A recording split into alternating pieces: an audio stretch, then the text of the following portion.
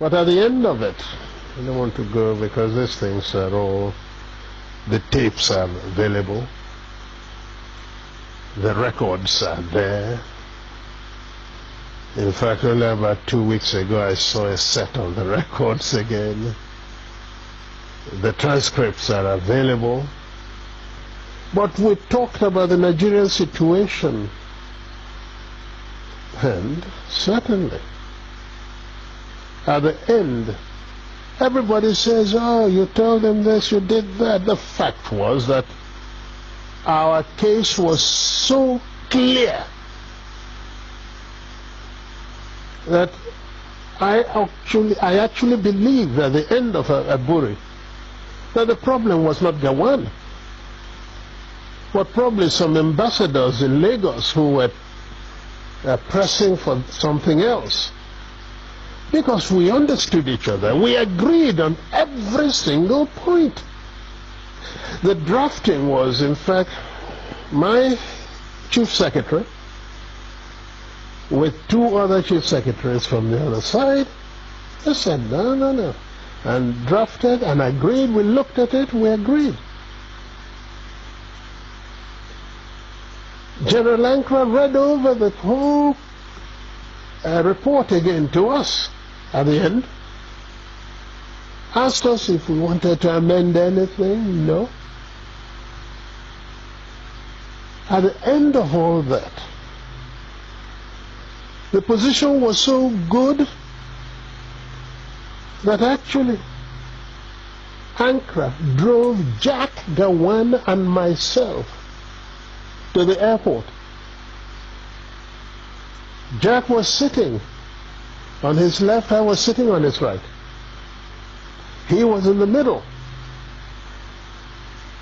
And in the course of that journey, at a point, General Ankara shook his head and said, oh, thank you. Thank you. If only we can go on like this, everything would be all right. I believe I was the one. As I do now from time to time, I go for the dramatic. Suddenly I picked up Gawan's hand, put it on Ankara's lap, brought my other hand, placed it on it, and I said, General sir, hold us together, I want to say something. So General Ankara put his hand on top of the 2 hands, and I said, General, I want to assure you that I am totally satisfied with everything we said. I will even go further and say to you something I did not say at the conference, and that is that once we have implemented everything we have said, I would ask you for one favor and one favor only, and that would be to be the one to propose Jack Gawan as a head of state of Nigeria. It was a 2-day conference of peers and old mates, but its aftermath produced even further controversy.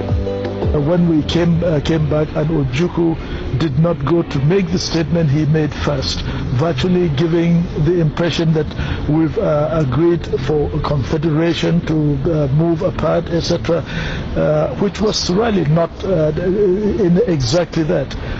If I had had the opportunity to make my broadcast in the first, because that was the agreement, not for him to make the broadcast first, then if I had committed myself to what he said, then there wouldn't have been any problem.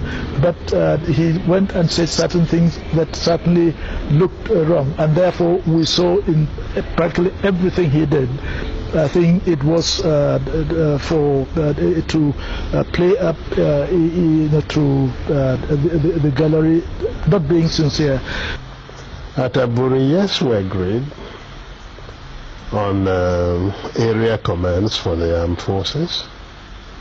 At Aburi, we agreed that the police force would be decentralized. We agreed on those. Yes.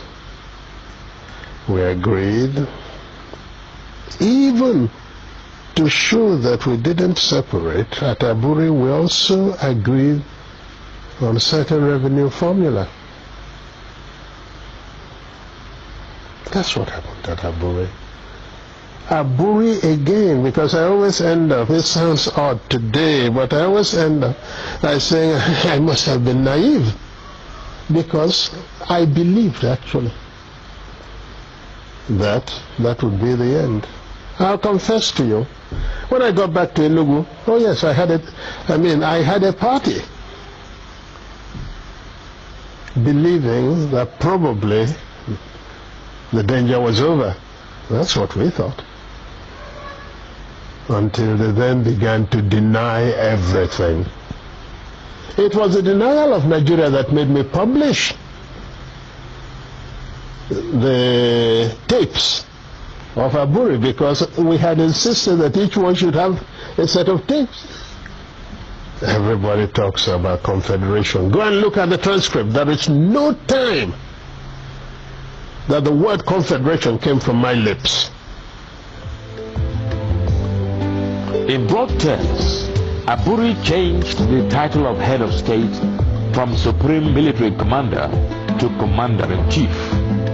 It gave the regions control over internal affairs, and concurrence of each region was now required for any decision affecting the whole country.